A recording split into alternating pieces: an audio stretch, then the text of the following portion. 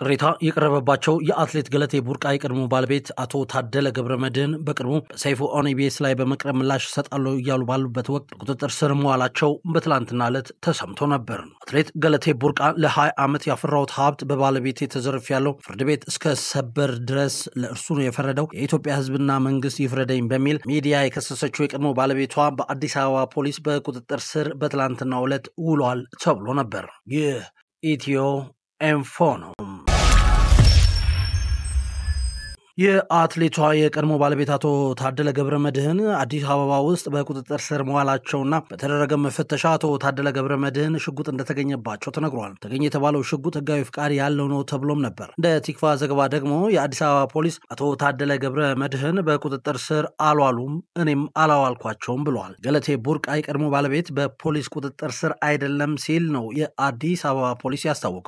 ከትላንት ምሽት ጀምሮ የአትሌት ገለቴ ቡርቃ ባለቤት አቶ ታደለ ገብረመድህን አዲስ አበባ ፖሊስ ቁጥጥር ስር ዋለ የሚሉ መረጃዎች በማህበራዊ ሚዲያ በሰፊው ተሰራጭተዋል። የአትሌት ገለቴ ቡርቃ ባለቤት በፖሊስ ቁጥጥር ስር ውሏል መባሉ እውነት ነው ወይ ሲል ቲክቫ የአዲስ አበባ ፖሊስ ኮሚሽንን የጠየቀ ሲሆን ኮሚሽኑ ህዝብ ግንኙነት ዳይሬክተር ኮማንደር ማርቆስ ታደሰ ብዙ ሰው ያወራል፣ የለም እኮ ፖሊስ ጋር የለም እኛ ጋር የለም የሚል አጭር ምላሽን ሰጥተዋልም ብሏል። ግለሰቡ እንዳልተያዘና የሐሰት መረጃ እንደሆነ የገለጹት ኮማንደር ማርቆስ አልተያዘም፣ በፖሊስ ቁጥጥር ስር አይደለም ሲሉ ተናግረዋል። መረጃው የቲክቫ ኢትዮጵያ ነው። በተያዘም አትሌት ገለቴ ቡርቃ ከሰይፉ ጋር በነበራት ቆይታ 2009 ዓመተ ምህረት የቀድሞ ባለቤቴ በመጣሽ ወረቀት ላይ ጸበል ነኝ ብሎኝ ነው የጠፋው ማለቷ ይታወሳል። ይሄም ትዳር የሚገርም ነገር ጸበል የለኝም ምን የለኝም 2009 ወደ ውድድር አሜሪካ ይርኩት ከዛ በኋላ ባለቤቴ ከቤት ወጥቶ ጠፍቶ ጠበቀኝ ማለት ነው። እኔ ሲመለስ መፈለግ ጀመርኩ። አንድ ብጣሽ ደብዳቤ ተጽፎልኝ ተቀምጦ ነበረ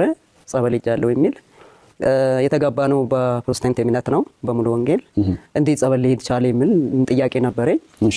ይህ የተባለው ደብዳቤም የቀድሞ የአትሌቷ ባለቤት አቶ ታደለ ገብረመድህን እንደጻፈው የታወቀ ሲሆን ደብዳቤውም ምን ይላል የሚለውን እንደሚከተለው እንመልከተው። ደብዳቤው የተጻፈው የካቲት 18 2009 ዓመተ ምህረት ነው። ደብዳቤው ሲጀምር ይህንን ስታነቢ ተረጋግተሽና አስተውለሽ ይሁን፣ ሁሉም በጊዜው ውብ ይሆናል፣ ጋድ ኢዝ ላቭ የሚል ሲሆን ቀጥሎም ደብዳቤው ሃኒ እንኳን በሰላም ገባሽ፣ መንገድ ጥሩ ነበር፣ ስለ ውድድሩ ምንም ያላልኩሽ መረጃው ስለሌለኝ ነው፣ ውድድሩ እንዴት ነበር፣ በተረፈ ላሳስብሽ የምፈልገው ጉዳይ እንደሚቀጥለው ነው ይላል።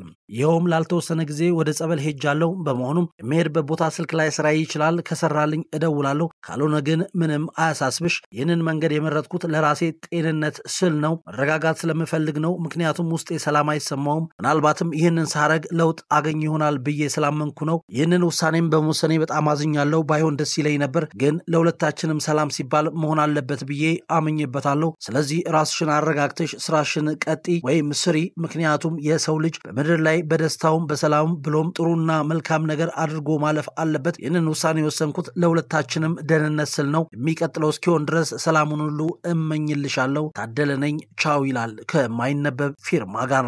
ይህ የሰማችሁት የአትሌት ገለቴ ቡርቃ የቀድሞ ባለቤት በ2009 ዓመተ ምህረት ጻፈው የተባለው ደብዳቤ ነው። ስለ ደብዳቤው የተሰማችሁን አካፍሉንም። የአትሌት ገለቴ ቡርቃ ነገር ውስብስብ እያለ የሄደ ይመስላል። በቀድሞ ባለቤቷ ወደ ሚዲያ ወጥቶ ሀሳቡን ይሰጣል ተብሎ ሲጠበቅ ቁጥጥር ስር ውሏል በተባለ ማግስት የአዲስ አበባ ፖሊስ እኔ አላሰርኩትም፣ እኔ ጋር የለም፣ በቁጥጥር ስር አልዋለም ብሏል። ታዲያ የወጡ ፎቶ መረጃዎች ምንድናቸው? ከየትስ መጡ? መመለስ ያለባቸው ጥያቄዎች ናቸው።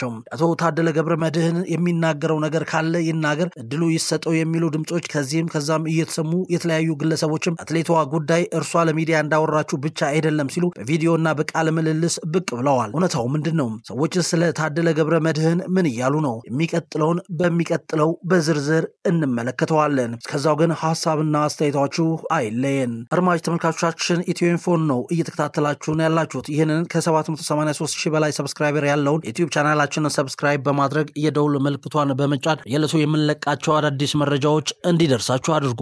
አብራችሁን ስለነበራችሁ እናመሰግናለን። መልካም ጊዜ